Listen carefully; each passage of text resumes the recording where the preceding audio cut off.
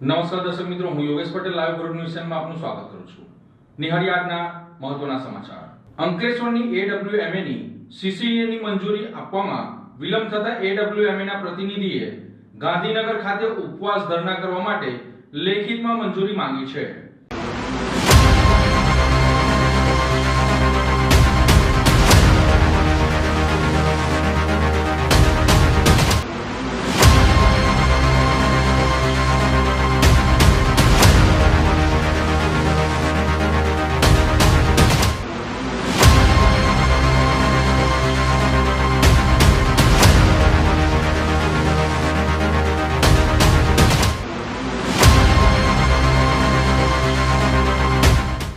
Ankleshwar GIDCની AWMA પરવાનગીના પાંજરામાં વિકાસની જેમ પુરાઈ છે.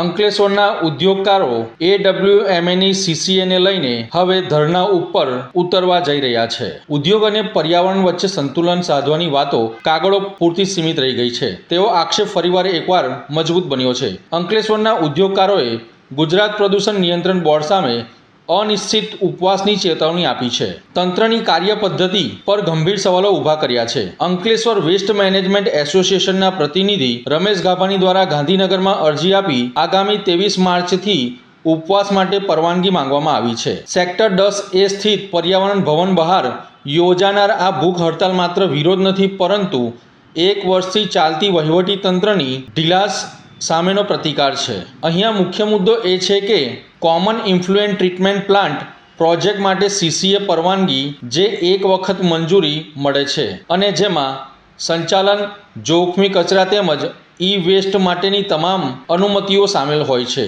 ઉદ્યોગકારોનો આક્ષેપ છે કે આધુનિક ટેકનોલોજીથી સજ્જ અને લગભગ 110 કરોડના ખર્ચે ઊભો કરાયેલો પ્રોજેક્ટ માત્ર કાગળોની ગોઠવણીમાં અટવાઈ રહ્યો છે. અહીંયા પ્રશ્ન એ ઊભો થાય છે કે જ્યારે ઉદ્યોગકારો પોતે પર્યાવરણ માટે સુવિધાઓ ઊભી કરે છે ત્યારે તંત્ર દ્વારા પ્રોત્સાહન આપવાની જગ્યાએ તેઓની કામગીરીમાં વિલંબ કરી રહ્યા છે. શું આ વિલંબ માત્ર પ્રક્રિયાની જટિલતા છે કે પછી કોઈ મોટા ઉદ્યોગ માફિયાઓના દબાણોનું પરિણામ છે? ઉદ્યોગકારો વધુમાં આરોપ લગાવ્યો છે કે આ વિલંબથી 500થી વધુ લઘુ ઉદ્યોગો પર સીધી તેની અસર પડી રહી છે. ન નફો કે ન નુકસાનના ધોરણે ઊભા કરાયેલા AWMAના પ્રોજેક્ટને મંજૂરી ન આપવાથી એકમાત્ર આર્થિક નુકસાન જ નહીં, પરંતુ પર્યાવરણ સુધારણાના પ્રયાસોને પણ પીછેહટ કરવાનું કામ કરી રહ્યા હોય તેવું સ્પષ્ટ દેખાઈ રહ્યું છે. રમેશ ગાભાણીનું નિવેદન વધુ ગંભીર પ્રશ્નો ઊભા કરે છે. શું GPCBના વલણો કોઈ ખાસ ઉદ્યોગોને ફાયદો પહોંચાડવા તરફ ઝૂકેલું છે તેવું સ્પષ્ટપણે માલુમ પડી રહ્યું છે? જો એવું છે તો માત્ર અંકલેશ્વર જ નહીં પરંતુ સમગ્ર રાજ્યના ઉદ્યોગો આવી પરિસ્થિતિ માટે ચિંતાજનક છે. સ્વચ્છ, અહિંસા અને કાયદાનું પાલન કરાવી ખાતરી સાથે યોજાનાર આ ઉપવાસ સાથે એક પ્રકારની નીતિ વિરુદ્ધની નિશબ્દ સ્પીચ, અહિંસા અને કાયદાનું પાલન કરવાની ખાતરી સાથે યોજાનાર આ ઉપવાસ એક પ્રકારની નીતિ વિરુદ્ધની નિશબ્દ ચીસ છે.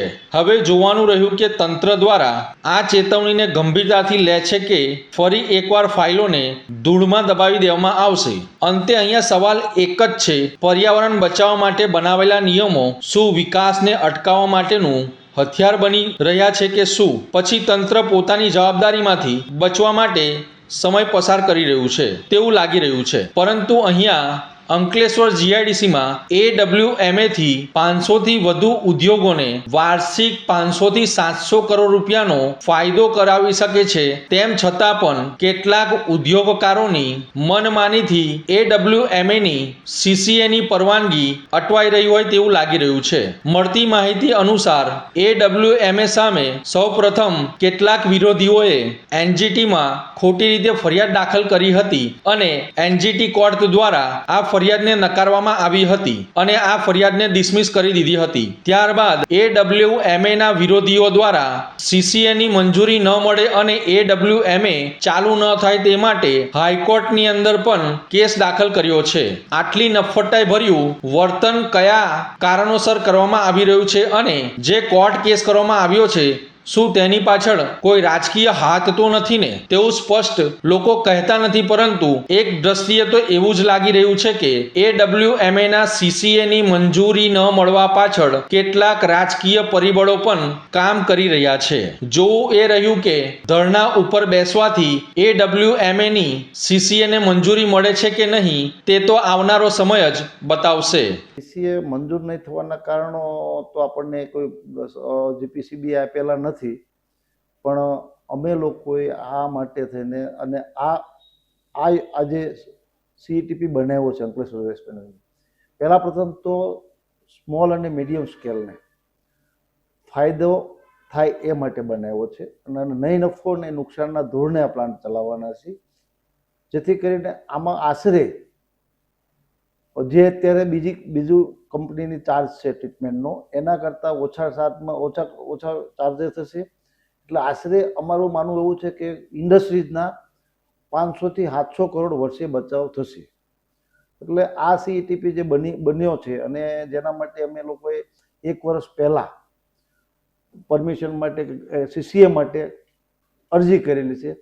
એના પછી અમને GPCBમાં અમે જ્યારે રહીએ છીએ તે કહીએ છીએ પરમિશન આપીએ છીએ અને વર્ષના અંતે અમને પરમિશન નહીં મળવાના કારણે અમે અનેક વખત રજૂઆતો કરી છે. આપણા લોકલ ધારાસભ્ય હાલના મંત્રીશ્રી એ પણ અમારી સાથે આ પ્રોજેક્ટ જલ્દી ચાલુ થાય એના માટે પોઝિટિવ વિચાર કરીને કે ભાઈ ઇન્ડસ્ટ્રીને એટલો ફાયદો થયો હશે, તો એ બધી રજૂઆતને અંતે અમને પરમિશન નથી મળતી. એના માટે અમે છેલ્લે ગાંધી સિંધિયા માર્ગે ઉપવાસ ઉપર ઉતરવા માટે અમારી મજબૂરી છે. એ આવું વલણ કેમ અપનાવવામાં આવે છે એ તો અમને ખ્યાલમાં નથી આવતો, પણ બીજો ETP પણ અહીંયા ચાલે છે, એ પણ હોઈ શકે. અથવા GPCBના મેમ્બર સેક્રેટરી શા માટે આમાં નથી પોઝિટિવ એટીટ્યુડ લેતા, અથવા તો અમે જઈએ ત્યારે અમને ના નથી પાડતા. અમને એટલું જ કહે છે કે અમે વિચારણા મશીન કામ કરીએ છીએ, વર્ષના અંતે ના છૂટકે અમારે ઉપવાસનો કાયદો બતાવવો પડ્યો છે અને એના માટે મેં મંજૂરી માંગી છે અને એ મંજૂરી મળે અમે ઉપવાસ ઉપર ઉતરશું. હવે એમણે પહેલાં ETL નામની કંપની છે અહીંયા જે ETP છે, CETP છે, એમણે ભૂતકાળમાં જે કોઈ પર્યાવરણ માટે જે કંઈ કોર્ટ કેસ છે એ NGT છે, તો એમાં અમે અરજી કરેલી, પણ જે તે NGTએ એમને કીધું કે ભાઈ તમારી માંગણી ખોટી છે કે વોટ એવર જે કીધું એ, પણ એ લોકોએ પછી NGTમાંથી કેસ પાછો ખેંચીને આ જે અંકલેશ્વર વેસ્ટમેન છે એને ખોટી રીતે હેરાન કરવા માટે, પરેશાન કરવા માટે કોર્ટ મેટર બનાવીને હાઈકોર્ટમાં કંઈક અરજી કરેલી છે. જ્યાં સુધી માંગણી નહીં સંતોષે ત્યાં સુધી અન્ન અને જળ નથી લેવાનું અને આના થકી બીજું ઉપરાંત લોકોને રોજીરોટી મળવાની છે. પાનોલી ખાતે આવેલી ચિદાકાશ એન્વાયરો કંપનીમાં ટેસ્ટિંગમાં જ પ્રચંડ બ્લાસ્ટ થયો છે. આ બ્લાસ્ટના ઘટનામાં એક મહિલા કામદાર લોહીલુહાણ હાલતમાં હોસ્પિટલ ખાતે ખસેડવામાં આવી હતી. પાનોલી GIDCમાં આવેલી ચિદાકાશ એન્વાયરો પ્રોજેક્ટ પ્રાઇવેટ લિમિટેડ કંપનીમાં આજે સુરક્ષાના ધજાગરા ઉડતા જોવા મળ્યા હતા. નવા જ બનેલા પ્લાન્ટમાં કોઈ પણ આગોતરી સાવચેતી અથવા સેફટી વગર જ ટેસ્ટિંગ શરૂ કરતા જ એકાએક પ્રચંડ બ્લાસ્ટ થયો હતો. વિસ્ફોટ એટલો ભયાનક હતો કે કંપનીના શેડના પતરા હવામાં ફંગોળાયા હતા. આ ગંભીર બેદરકારીનો ભોગ એક નિર્દોષ મહિલા કામદાર બની છે, જેમને પગના ભાગે ગંભીર ઇજાઓ થતાં તાત્કાલિક હોસ્પિટલ ખાતે ખસેડવામાં આવ્યા હતા. સવાલો અહીંયા એ ઊભા થાય છે કે શું પ્લાન્ટનું ટેસ્ટિંગ કરતી સમયે સુરક્ષાના ધોરણોનું પાલન કરવામાં આવ્યું છે કે નહીં, તે પણ એક મોટો સવાલ ઊભો થયો છે. પ્લાન્ટના ઉપરના ભાગે થયેલો આ બ્લાસ્ટ મોટી જાનહાનિ નોંધી શક્યો હોત. હાલ ફાયર વિભાગ અને પોલીસે ઘટના સ્થળે પહોંચી આ ઘટના અંગે વધુ તપાસ હાથ ધરી છે, પરંતુ કંપનીની આ ઘોર બેદરકારીએ કામદારોના જીવના માટે જોખમ ઊભું કર્યું છે અને કામદારોને જોખમમાં મૂક્યા હોય તેવું સ્પષ્ટપણે લાગી રહ્યું છે.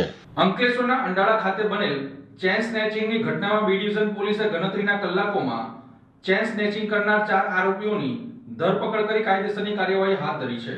અંકલેશ્વરના અંડાળા ગામની મંગલમ સોસાયટીમાં રહેતી નીરુબેન રંજીતભાઈ પઢિયાર પોતાના ઘરના પાછળના ભાગે પાન પડીકીનો ગલ્લો ચલાવી જીવન નિર્વાહ ચલાવે છે. ગઈકાલના રોજ તેઓ પોતાનો ગલ્લો ખોલીને બેઠા હતા ત્યારે મોટરસાયકલ પર 3 અજાણ્યા ઈસમો આવી તેઓના ગળામાં પહેરેલી ચેન લૂંટીને ફરાર થઈ જવાનો કિસ્સો સામે આવ્યો હતો.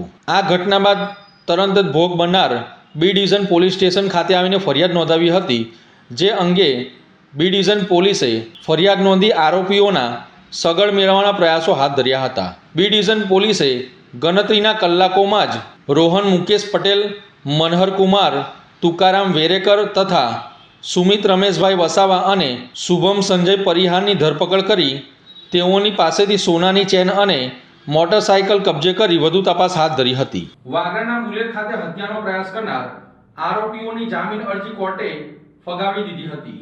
વાગરા પોલીસ મથકમાં 15મી ફેબ્રુઆરીએ વાગરાના મુલેર ગામે ધંધાકીય અદાવતે ત્રિપુટીએ મકસૂદ પટેલ ઉપર ગાડી ચડાવી દઈ હત્યાનો પ્રયાસ કરી ગાડીમાંથી નીકળી સુફિયાનગઢ અને હનીફગઢ તથા સબ્બીર નાઓએ તેઓને માર મારી હત્યા કરવાના પ્રયાસો કરી ફ્રેક્ચર કરી માથાના ભાગે ગંભીર ઇજાઓ પહોંચાડી હતી. આ હત્યાના પ્રયાસ અંગેનો ગુનો દાખલ કર્યા બાદ તેની કાર્યવાહી કરવામાં આવી હતી. આ ત્રિપુટી હાલ સબજેલમાં હોય અને હત્યાના પ્રયાસમાં વપરાયેલી ગાડીમાં હનીફગઢ સાથે બેઠેલા સુફિયાનગઢ હાલમાં સબજેલમાં હોય અને તેઓએ રેગ્યુલર જામીન મેળવવા માટે ભરૂચ નામદાર 5મા એડિશનલ સેશન કોર્ટમાં જામીન અરજી મૂકતા સરકાર તરફે વકીલ જે પરમારે ધારદાર દલીલો અને ઉપલી કોર્ટમાં વિવિધ જજમેન્ટો મૂકી ધારદાર દલીલો કરવામાં આવી હતી. સાથે અરજદાર પક્ષે પણ વકીલ હબીબ વોરાએ પણ ઈજાગ્રસ્તનું સોગંદનામું રજૂ કરેલ અને જેમાં આક્ષેપ કરેલ કે આરોપીઓને જામીન મળે તો તેમનું અને તેમના પરિવારના જીવના માથે જોખમ હોય અને ત્રિપુટી જનૂની સ્વભાવની હોય અને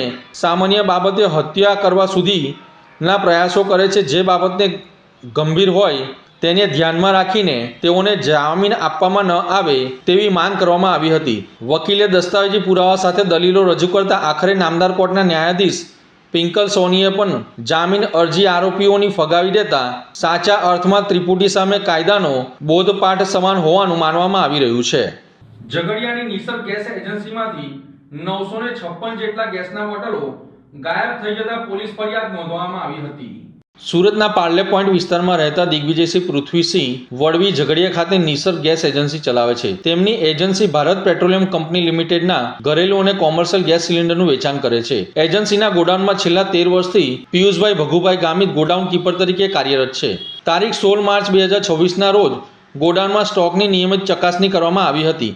આ દરમિયાન 14.2 કિલોગ્રામના ઘરેલું ગેસ સિલિન્ડરમાં કુલ 556 ગેસ સિલિન્ડરની ઘટ જોવા મળી હતી. આ અંગે ગોડાઉન કીપર પિયુષ ગામિતને પૂછપરછ કરતા તેમણે જણાવ્યું હતું કે કેટલાક ગેસ સિલિન્ડર ગ્રાહકો પાસેથી પરત લેવાયા નથી અને અમુક ગેસ સિલિન્ડર વેચાઈ ગયા હોવાની ઘટ પડી છે.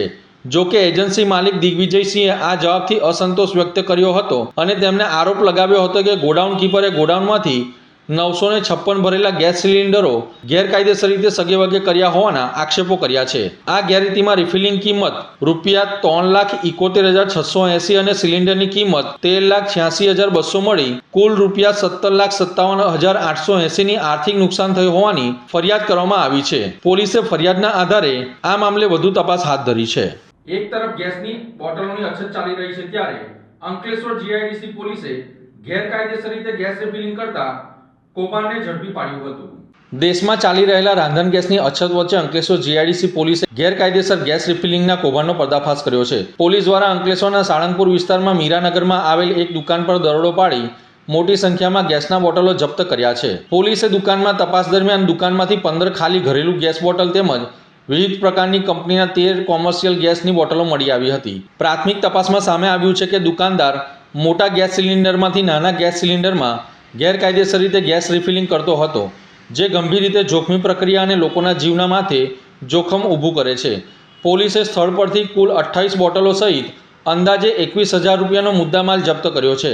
હાલ પોલીસે દુકાનદાર વિરુદ્ધ કાયદેસરની કાર્યવાહી હાથ ધરી છે. એક તરફ સામાન્ય લોકો ગેસની બોટલો માટે લાઇનમાં ઊભા રહ્યા છે ત્યારે કાળા બજારમાં એક બોટલ 2,000થી લઈને 3500 સુધી વેચાતા હોવાના આક્ષેપો સામે આવ્યા છે.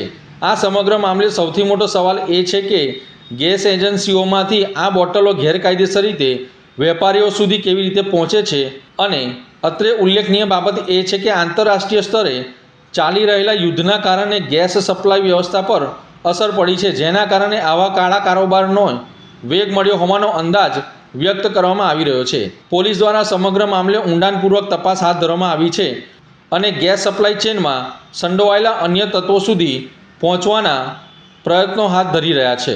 ભરૂચ નગરપાલિકાના પ્રમુખ અને સભ્યોની ટર્મ પૂરી થતાં વિદાય સમારંભ યોજવામાં આવ્યો હતો. ભરૂચ નગરપાલિકાની 5 વર્ષની કાર્યકાળ પૂર્ણ થતાં જ આજરોજ પાલિકાના સભાખંડમાં પ્રમુખ અને સભ્યોનો વિદાય સમારંભ યોજાયો હતો. કાર્યક્રમ દરમિયાન પાલિકા અધિકારીઓ અને કર્મચારીઓ દ્વારા પ્રમુખ વિભૂતાભાઈ યાદવ, ઉપપ્રમુખ અક્ષય પટેલ, કારોબારી ચેરમેન હેમેન્દ્ર પ્રજાપતિ સહિતના તમામ સભ્યોને પુષ્પગુચ્છ અર્પણ કરી શુભેચ્છાઓ પાઠવી તેમને બિરદાવવામાં આવ્યા હતા. વિદાય સમારોહમાં નગરપાલિકાના મુખ્ય અધિકારી હરીશ અગ્રવાલ ખાસ ઉપસ્થિત રહ્યા હતા.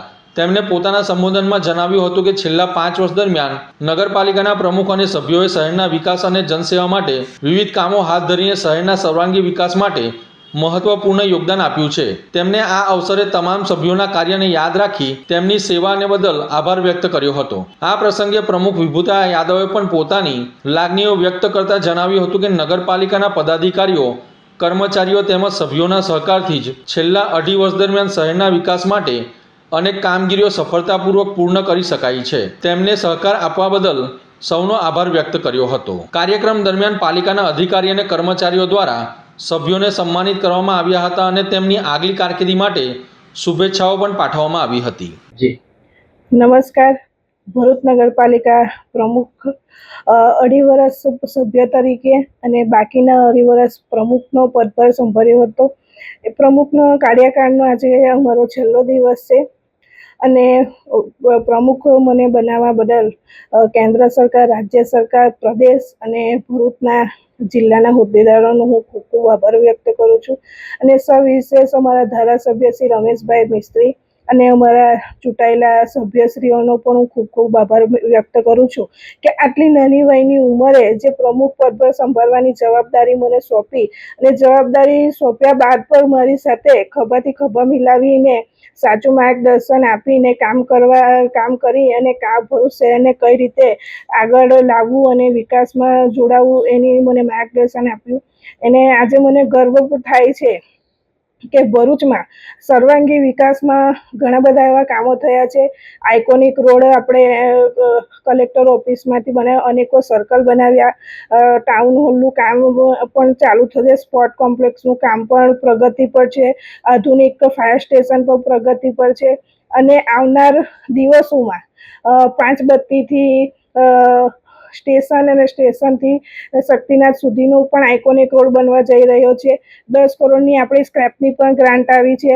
8 કરોડની આપણને મક્તમપુર વિસ્તારમાં આઉટગ્રોથની પણ ગ્રાન્ટ આવી છે.